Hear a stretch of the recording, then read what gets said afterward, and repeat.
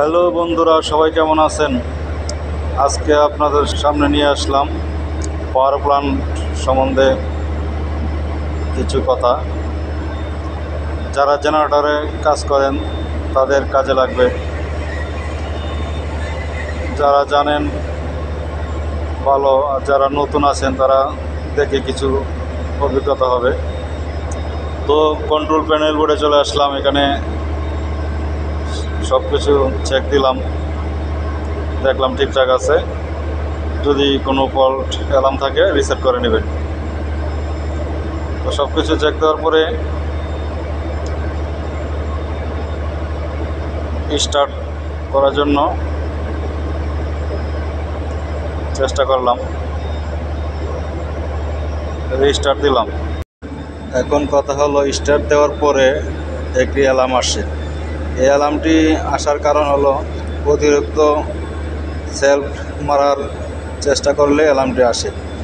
এখন এই অ্যালার্মটা কেন আসছে, ইঞ্জিন কেন রানিং হচ্ছে না, সেটা খুঁজে বের করতে হবে। তো জেনারেটর রানিং না হওয়ার অনেক কারণ আছে। কোয়েল লাইনের সমস্যা থাকলে আসতে পারে, ইগনিশনের প্রবলেম হলে রানিং হবে না, থ্রোটলের প্রবলেম থাকলে বা ইসিএমের প্রবলেম থাকলেও হতে পারে। তো আমার এখানে আমি খুঁজে সমস্যা ধরছি, সেটা হলো স্টার্টিং মোটরের প্রিমিয়াম ঘুরছে না। এই যে দেখুন, সেলফ মারলে হালকা ঘুরছে কিন্তু ঠিকমতো ঘুরছে না, এটাই সমস্যা। তো আমি কন্ট্যাক্ট ক্লিনার দিয়ে একটু পরিষ্কার করে নিলাম, ইজি করে নিলাম, যেন সেলফ মারে ঘুরতে পারে। আপাতত এভাবেই চেষ্টা করলাম রানিং দেওয়ার। তো পরবর্তীতে প্রবলেম না হয় এই জন্য এটা সমাধান করা উচিত।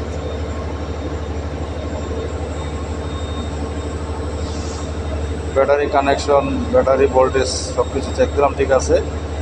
এই স্টার্টিং মোটরের প্রবলেম। তো এখন সব কিছু ঠিক আছে, আবার আসলাম, রিসেট করতেছি। অ্যালার্ম রিসেট করে আবার রানিং দেওয়ার ট্রাই করলাম, দেখি এবার রানিং হয় কিনা। এখানে রিসেট করলাম, রিসেট করে রিস্টার্ট দিলাম, দেখি এবার কি ফল আসে। অবশ্যই এবার মনে হয় রানিং হবে। স্টার্ট আরপিএম দেখতেছি,